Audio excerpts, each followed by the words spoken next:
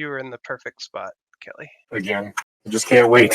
On the road again. Right. Your other House 1, Rank 1 compatriots are already there. Let me get them out on the field for you. Oh my god, it's Lemmy. Oh, I have to set Gabi's token real quick.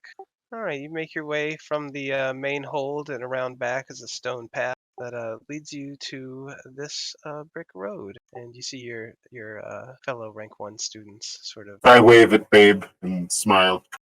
She kind of looks back and waves and smiles too, and gives sort of like a hey guys, come, here we are, come here sort of hand motion. I try not to look too enthusiastic, but I try to go stand next to her. Everybody starts making their way up. And you see before Hi, you Warble. 3 Hi, men Chris.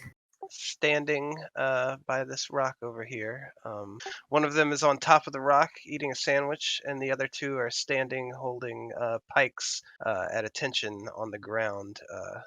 He's kind of kicking his feet over the edge of the rock, eating a sandwich, watching you all sort of walk up. Do you work here, or am I gonna have to kill you? Which one are you talking to? The guy eating the sandwich? He doesn't answer, but the 2 men on the ground kind of stamp their pikes into the ground and go, "Ho!" Ho! Did you just call me a hoe? I openly laugh from the back of the group.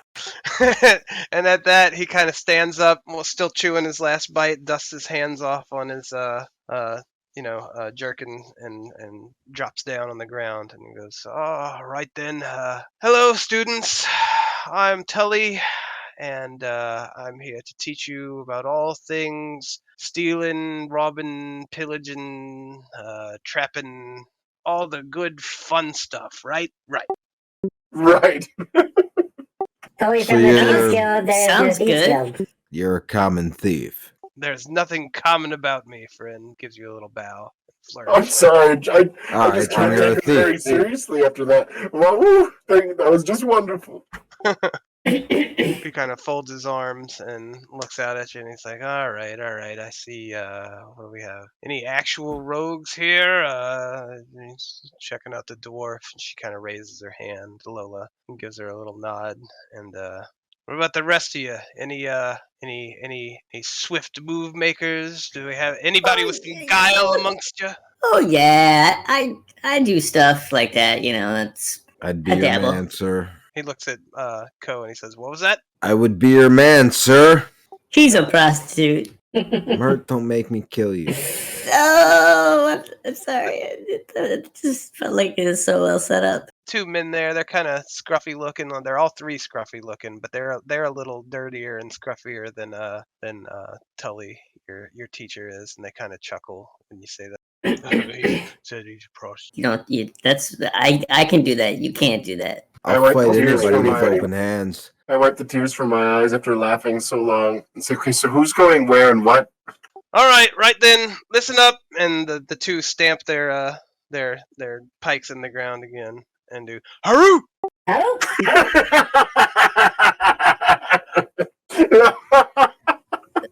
So it's like Haru. It's not ho.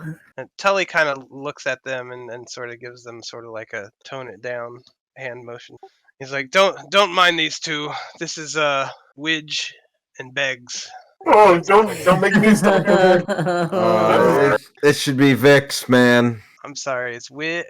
No, it's Vix and Wedge. Widge is the bald one. And, No, I don't care what you say. I am interrupting you, and I am saying the one that looks like Braveheart. it's Vix and Wedge. It's not. Brandon, Those I'm making you. Are you arguing with the DM? Not anymore. Isn't it Biggs and Wedge? It's Or is that Final Fantasy? Wigs and Bedge. Final Fantasy VI is Vix. Vix is awesome.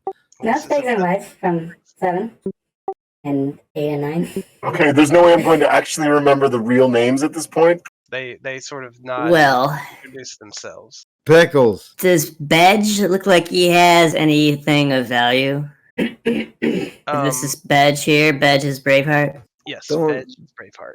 Don't rob anybody. Well, that's I the point of the class, right? I mean, I'm just gonna kind of show off my skills. No, it's not thieving class. It's dungeoneering class. Well, they just said like thieving and stealing, and who's good at that? And I'm just gonna go. Thieving is when you steal from the living. Dungeoneering is when you steal from the long, long dead. He kind of points his arm out to Marcus, and he's like, exactly. All right, now come on, step up here. Do not go beyond the stones of the path. Your instructions are simple. Enter the dungeon. And Wiggs and Bedge slam down their pikes, and they go, enter the dungeon. Whoa! Huh? Hoorah! And so he says, Ho! Right. says, who's first? I'm first. Yes, let the drunk man go first. Oh, is Code drunk? I don't know. Is Code drunk? I think his player is. Yeah, his pilot sounds like he might be. God, you guys, that's not very nice. There's nothing wrong with being drunk in itself. No. He claps his hands. He's like, all right, we ain't got all day here, scrubs. Who's going first? You're going to have to go square by square for me, bud. Take it slow. I honestly don't know where the dungeon is.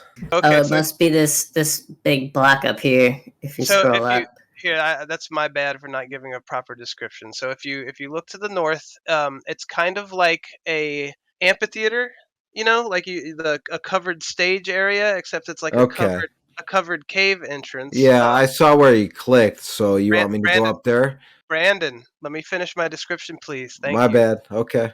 So as you see the cave entrance, that sort of yellow patch, that is about a 8 or 7 foot wide like strip of sand that's between the stones and the actual covered part of the entrance on the ground. And beyond that is a single door that leads further into this sort of cave.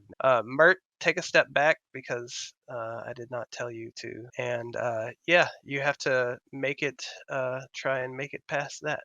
Brandon, move 1 square at a time, you fucking bastard. What are you doing? Please go back where you were. Here, I'll slowly, because I need to see what your actual path is. Give me a dexterity saving throw. Your training kicks in, and you feel sort of a shift in weight underneath, and you dance your feet away right as a buried bear trap just underneath the surface of the brittle stone clamps up and snaps where your foot was a second. Yeah, hot damn. He nods. The teacher kind of nods at you and turns around and looks at everybody else that's standing there. Stop for a second, Brandon. Don't go any further. And he's like, see, so lesson 1, let that be a lesson to you. Always check where you're going. You want to take the time to survey your surroundings. You never know what you're going to find in a dungeon, approaching a dungeon. These things will kill you. I've seen too many young warriors die by just barging face first, headlong into a dungeon with no care of their surroundings, no minding of where they are, what they're doing. It's deadly. And he turns back around to you, Brandon, and you can see, and give me a perception check, actually. Oh, that's not very good. You see that there's some writing above the door that's in the background there. It's about right a square beyond where the square on the map ends to the north, but you can't really make it out. And in front of you is that 8 foot wide bank of sand. What do you do? Don't monks have crazy jumping abilities and shit? Like they can do the long jump record? Shh, don't help him. No, he's absolutely right. I'm going to try an acrobatics. All right, give me an acrobatics check. Normal advantage or advantage? You don't have advantage. It's just a straight up check. So you're trying to jump over this thing? Yeah, that was my plan. Jesus fuck. All right, well, you land about right in the middle, and a giant metal spike shoots up through your foot. Ow! Jesus Christ, man. Oh. While this is happening, I'm going to try to pick this guy's pocket. So it kind of goes up your foot and then back again into your leg, and it looks like you're out there, bud. My best friend, my new best friend. Yeah. You're go back in the sand because you landed in the sand. You're laying there bleeding out unconscious in the sand, and Tully kind of holds his head in his hands and says, okay, yeah, he said he's my man, huh? Okay, this is gonna be one of those classes. He pulls out a stone of far speech and speaks into it, and Professor Daffodil teleports He says, "Yeah, he's got to go be taken to the infirmary. Go ahead and give me a death saving throw, Brandon, just to be sure." No, I'm gonna save my friend. I'm gonna cast Healing Word. 60 feet. Oh, yeah. You got it. Shit, I don't know how to do that. Well, hang on. You're not going to have to probably because he's It's me. I roll 1d4 plus my spellcasting. Okay. The spell steals APC as if you weren't a willing participant. I heal you for minimum damage. Yeah, well, hey, at least you got 4 hit points. The Professor Daffodil still shows up, because he told her that he's expecting more like this. She kind of flutters in, whoop, with her portal right there, and she goes, "Oh dear." He is still unconscious, and he's laying there in the sand. She's gonna sort of wiggle her wand at him and transport him over to you guys, where you can sort of tend to his wounds. She places him down there magically and sort of hops on the edge of the stone, watching you guys. He goes, "All right, you okay, son?" He sort of walks over to Ko, kneels down, and shakes you by the shoulder a little bit, snapping his fingers in front of your face. And we're gonna say that's stabilizing you so that you do regain consciousness. Okay, good.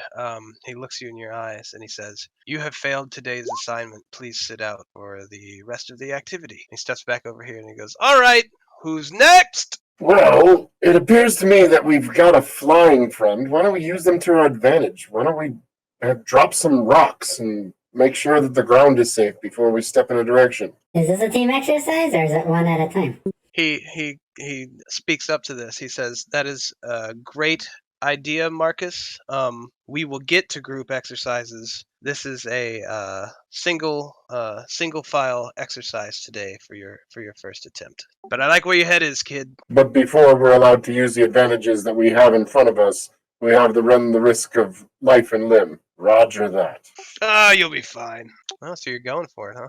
Zeta kind of flutters over here, and she's like, "You can do it, Marcus." Are you doing anything to check in front of you, or are you just... No, I remembered which path he took to get to this far. I think I'm pretty good so far, but I'm going to start now, I have all my equipment, like my sword and stuff on me, right? All right, so now at this point, I'm going to, like detect traps. It would be the old way, like stepping one at a time and tapping the ground in front of me a bunch before I step into there, that kind of thing.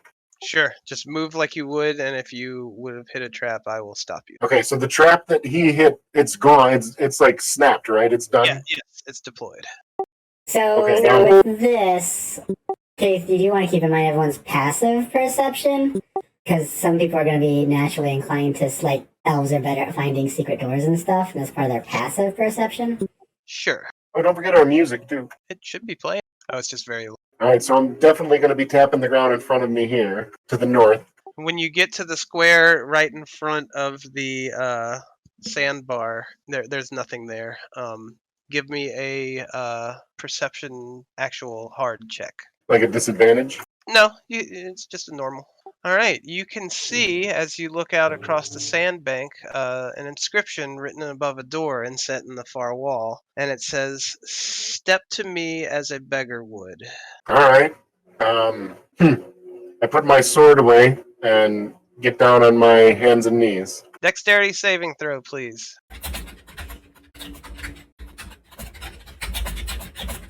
All right, you dodge forward just in time to see a very similar large metal spike shoot up in the sand just behind where you were. Move yourself that 1 square forward. Like I'm on the other side of the sand?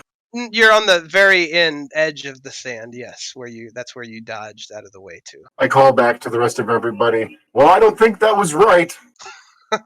Tully sort of cups his hands and says, "You are closer than you think, boy." All right, well, I'm gonna get myself out of the sand. I mean, is there like rock nearby or anything, or? Yeah, it's like a little lip, like maybe 1 or 2 feet on either side that the sand is resting in. It's a stone shelf on either side. Yeah, I'm just gonna sit on it like cross-legged. Give me another dexterity saving throw. Oh, nice. You go to sit down, but you notice the tiny little holes that are just lining the entire 1 foot ledge, and you notice it on the exact area you were going to sit, and they continue, but little pinholes, and you're able to stop your weight from going fully down on it as a bunch of little needles shoot up and then recede back in. Be careful of the ledge itself. It looks like it's got tips of some kind. Pressure sensitive. Don't touch the wall of the pit. What did he just say? It's not important, I'm sure. He said don't touch the walls. I don't see anyone. He hasn't touched any walls. How would he know not to touch walls? Tully shouts, well, boy, you just gonna stand there all day? I thought I was supposed to wait for everyone else to get here. Your instructions were to enter the dungeon. God damn it. Well, I don't know. I don't know what else I can... Like, what am I looking at right now? Take 4 steps forward and open the door that's inset in the wall underneath the inscription that says, "Step to me as a beggar." Well, the 4 steps forward, what am I walking on and stuff like that? I don't want to, like, just casually walk forward. Did I just just get stone. there? Make sure to be, you only have 4 hit points? What, did I get hurt? What do you mean, did you get hurt? You gotta fight, you died. I died? Alright, do we have to stop playing because Brandon's drunk? No. Yeah, man, you got fucking impaled by a spike in the sandpit. You want to go take a coffee break or something, Brandon? Nah, it's alright. Hold on. Let me get back to where I was, and I'll adjust my HP. And you've also been told that you failed the assignment, so you shouldn't be walking up there anyway. You're sitting this one out. I do remember that, okay. Just not that you died. And I saved you because you're my best friend. Failure is death. Thank Anyway. you, Nick. Yeah, that was some good best friendship right there. Oh, okay. So anyway, what you're looking into is like a recession further into sort of like a little cave area, and a single door against the wall with the inscription that says "Step to me as a beggar would." And the door is just waiting for you, Marcus. All right, I get, instead of getting on my hands and knees, I just get on my knees and even put my hands up, palm up, and slowly start to scurry forward. But, you know, being aware, I'm ready to, like, in some way, I'm ready to jump. You know, obviously, I'm very nervous. Why is he acting like such a little bitch? You're actively searching? Do you want to give me a perception check in that case? I mean, with my eyes, my body language, like I said, I'm like pantomiming. Sure. But perception check, you said? Yes. Man, that was a killer dexterity save. Yep, you see nothing. Doesn't look like there's anything in between you and the door. All right, well, I slowly move forward, scurrying on my knees. You make it to the door. I lean back and I yell as loud as I can, "The secret is to be on your knees!" Hopefully they heard me. It's not that far. I'm sure if you were yelling, they heard. Hopefully they were paying attention. Yes, you have reached the door. All right, I open the door. You open the door, and it's just a stone wall behind it, and Tully claps. He's like, "Well, he didn't do it right, but most of us never do. That was a success." How do I get back? Just wait there for any others to complete the exercise, and we'll all come back together. All right, I wait. Who's next? Do you want to go, Mert, or do you want me to go? Sure, I'll go. Why not? What's the worst that could happen, right? So, before I Mert fucking goes, die. earlier I started casting Detect Magic as a ritual, which has a 30-foot radius, which is pretty much this entire area. Did I see any magic coming from, any auras coming from over here? You do. I don't know how to tell you where it is without. Well, that's why. We'll let Mert go first. Be careful, Mert. There's. I want things to hear there. about what's going on with the auras. With the. You'll be fine. What do you know? Tell me what you know. This is a solo project. Are you just trying to be special or something? You're an 11, Mert. You're an 11. Roll. You could have done maybe like a detect magic or an arcana check, because you are a magic user yourself, but you didn't do that. So as you step right there, and Marek What? flinches as you do this because he knows. No, Mert. You could have prevented this. You could have saved me. You step into a circle that lights up very bright, and a series of rotating rings spin around in sort of a 360-degree circle circumference. And That's pretty. give me a... I love it. You say that's pretty as it's coming towards you. Give me that dexterity save, please. I will give you a chance. to get out of this. Not gonna do it. You get whacked with one of the rings of light that is rotating around, and it does 4 points of damage and knocks you back 1. And that ring just sits there, sort of shimmering now. Check for Alright. magic, Mercs. How do you check for magic? I don't have detect magic or anything. What skills do you have? Do you have Arcana? You can do an Arcana check for, I'll say, 20 feet around you in any direction as you go. You'll have to get to the limit of that to roll again. You don't even detect the magic that's right in front of you with that roll. It's so pretty. Yeah, it hurt me, so I think I'm not gonna go there. I'm gonna go here. Don't touch it again. And I'm gonna go here How are you moving forward? with Arcana checking and perception ability. What is your passive perception? Where does it say that? It's on your character sheet. Underneath all your ability scores. I don't see passive perception. Below all of your ability scores, below charisma. So, Oh, passive wisdom perception 11. okay. You want to use that as you're walking? If you want to specifically check any area, let me know. Like I said, your Arcana checks are good from 20 square feet from where you cast them. So that's 4 squares in either direction. Once you get to the limit of that border, you will need to cast again if you wish to detect Arcana. Oh god. You detect no magic. That's good, because I'm just following Ko's footsteps from when he went. And there, and there. Hey, alright. You detect no magic. I'm getting some really shitty rolls right now. So can I see Mert from where I'm at? Yes. So I call out to Mert, get on your knees and scurry on your knees when you're crossing the sand. Trust me. Are you sure? Yes. Yes, I am sure. And when you did that, it still attacked you. When I got on my hands and knees, it didn't work. And then he said I almost had it, and then I got on my knees and it worked. Oh, so just your knees, not your hands. Correct. Alright. I don't want to see you die, little lady. Let's make it across by just listening and paying attention. I will do this. I will do what he says. Can I also make a perception check? Or Arcana check or something? Be careful of the ledge, too. There are little needle points. With that, as he says that, you can see on the very lip are tiny little holes, which is obviously some sort of insect trap. Well, I will get on my knees and I will waddle across the sands. All right, go ahead and take that first step. Dexterity saving throw, please. Knew it. You dodge out of the way forward as a spike shoots up just from where you were, and you end up there. Alright, now I will try to make my way across the lip without irritating the little holes. Give me an athletics check for that one. You are smaller, so it's going to be slightly more difficult for you to do that. Aye. All right. Well, it's. Don't worry, it's not that. But you do trigger the trap and take 4 points of damage. I'm dead. Are you? Yes. Okay. Well, you're dead. Because I took 4 earlier from the magic circle things. Oh, you didn't mark it on your person. Go ahead and do No, that. I didn't mark it. Well, I mean, just goose egg now. Yep. All right. So Mert is knocked unconscious by the tiny little needles going through her. No! As I'm going down, I just say, "Help me!" Other best friends. Is the professor moving or no? Yeah, the professor's fluttering over, and she's like clicking her teeth. She's like, "Oh, I've seen this before."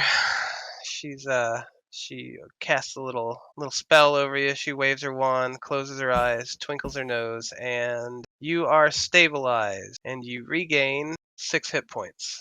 Ooh. Tully is conferring with Wiggs and Bedge and kind of rubbing his temples and talking low, and nods at him. All right, who's next? And Babe steps up and says that she's gonna. Careful, babe! I die. Babe Co died too. Babe starts making. Merrick got lucky, or Marcus got lucky. I'm sorry. It wasn't luck. I paid attention. You're lucky that you paid attention. Babe steps forward and Explodes. does not dodge out of the way as a bear trap makes itself known No! and clamps her in it. She is grappled and in pain and lets out a little scream. I'm fine, I'm fine. How can they, these sick fucks, how can they do this to people? Just seems a little cruel. Like, You're standing right next to a professor. not you. The magic professor's cool, but it's some of these other guys are just like, okay, let's kill these fucking idiots. The professor sort of pats you on your head and she says, "You're fine. See, I was right there. We're fully capable and aware of what we're doing. We've been doing this for 5 years." I mean, it could be kind of sadistic or something in a way, you know? It's like, All right, she's reaching down to try and undo the trap. Should I come back? Should I help? She it kind of snaps on her and she's like, she looks back at the professor and he trots up and he sort of motions with his hand up at you, Marcus, to stay back. He reaches down and undoes the trap and tells her to proceed. Yeah, don't worry about the bear trap that just closed on your leg. Just keep going. She smiles at you kind of sheepishly and she's like, "It's fine, really. We orcs, tough skin." And she flashes a little smile. She puts her hands on her hips and she's like, "Now what are we doing here again? What is this?" Be careful of the lip.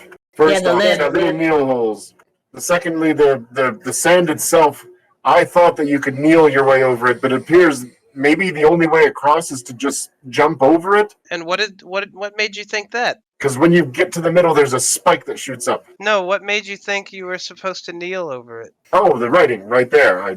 I thumb point at the wall behind me.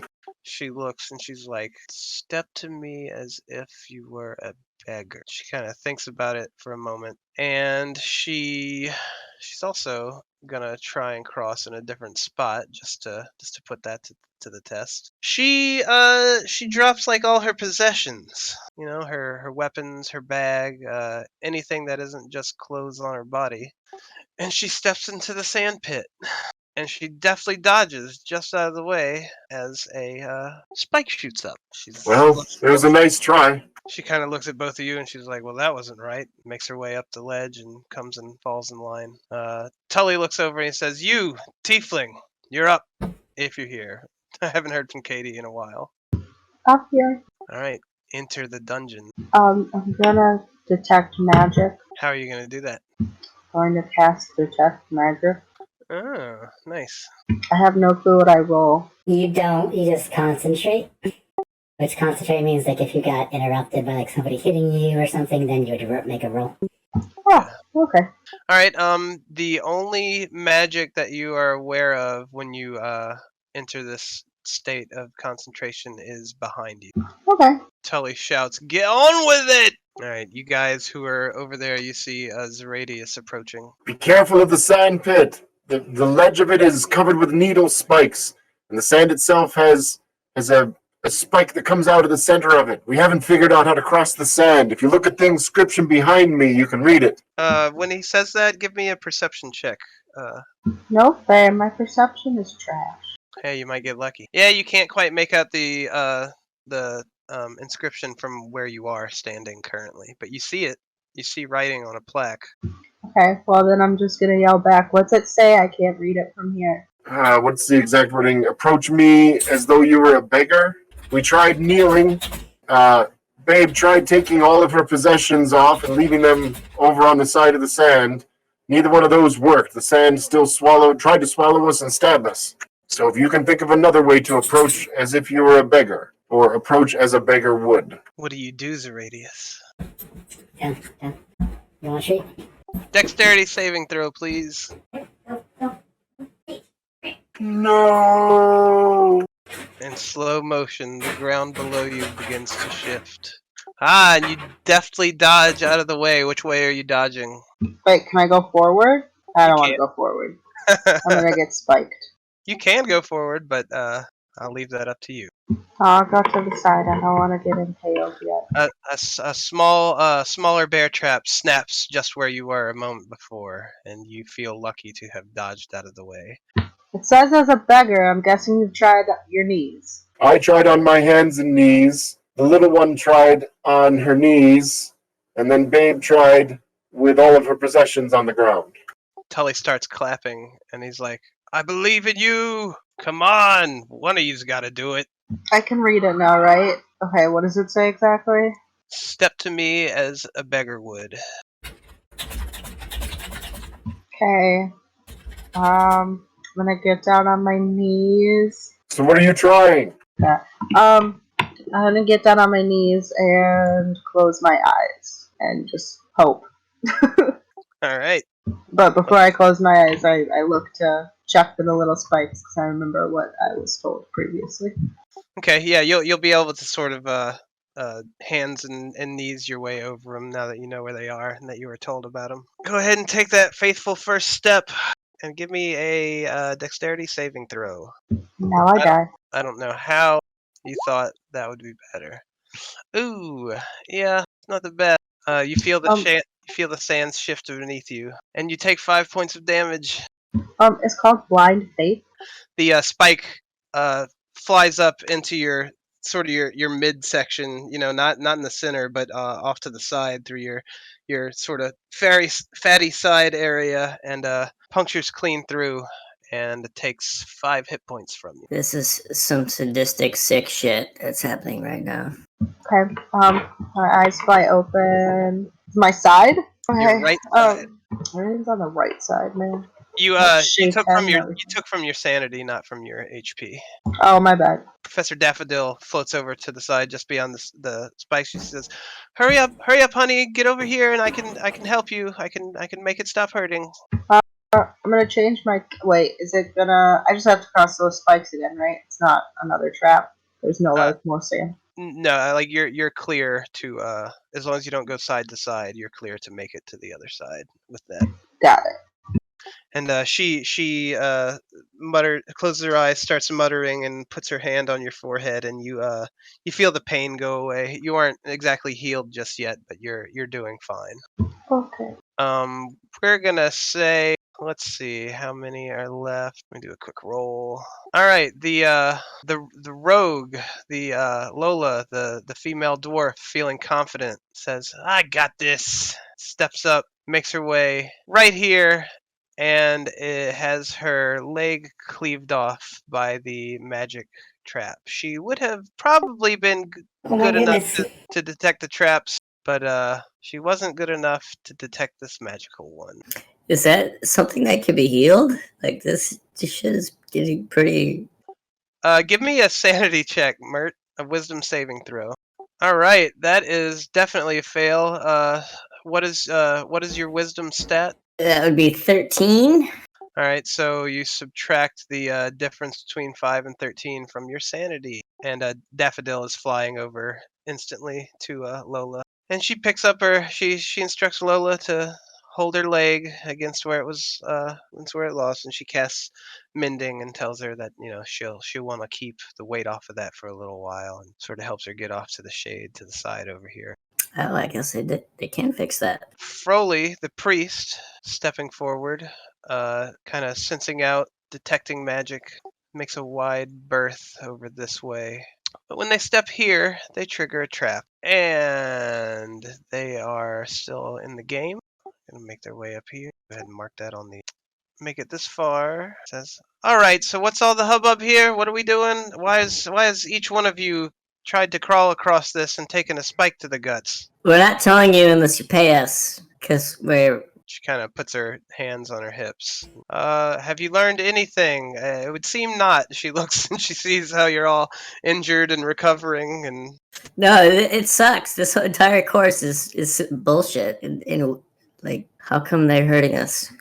She reads the inscription. She tries to. She cups her hands, like as if to receive blessing or water or bounty or something, and I'm gonna be so mad because that's what I was gonna do. That's what I was thinking. Takes that step forward, and nothing happens. Oh, dexterity check. She takes a spike through the leg, and Crowley! for some reason it doesn't retreat. and she's sort of like stuck there. And Holy no. Daffodil starts buzzing her way up there. She's got a little sweat on her brow. She hasn't worked this hard in a long time. I'm not going to go through the roles of these other two guys, but they start making their way up, one at a time. Gabi and Warble. We gotta do it. We gotta have Merrick do it. The professor has told Merrick to go last. Merrick is a bird. Nature's hacks. True So story. We're gonna say that Warble made it to here and couldn't figure it out and got stabbed in the foot, but made it across. But poor Gabi. Gabi gets caught in a trap right here, and it unfortunately takes him out unconscious. He's just a little guy.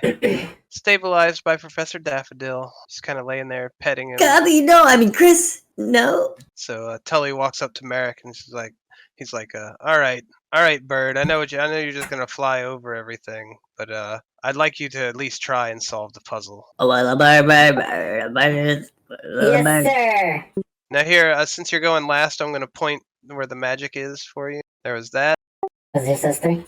That one over there is the last left trap, magic trap.